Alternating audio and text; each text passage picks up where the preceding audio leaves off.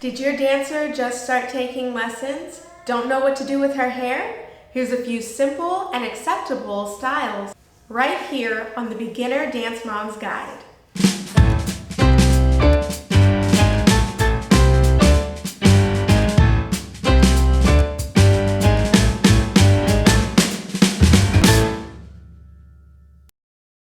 Hi, I'm Jazzy, and this is Gigi.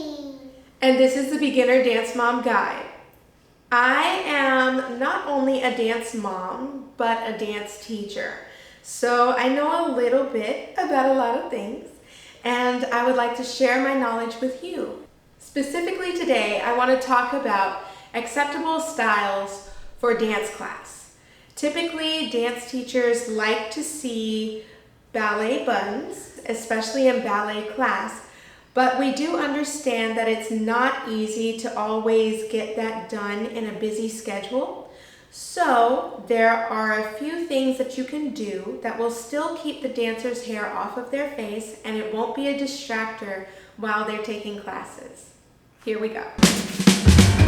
The first one that I'm going to show you is much more geared towards the older girls. It is not easy for the little ones, but I do see it a lot in my studio, especially whenever girls are running late. It's a simple purse.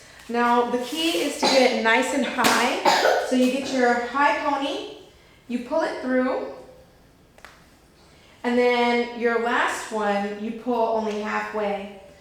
And that way, the hair is off the face and off the neck, and we can see the long lines. The next one is a simple braid. You will need 2 hair ties for this. You put it at the middle or the base of the head.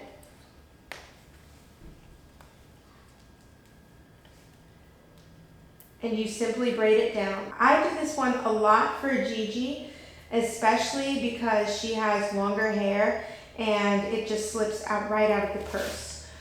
So I like to braid hers up so that it doesn't get too tangled later, because she dances hard.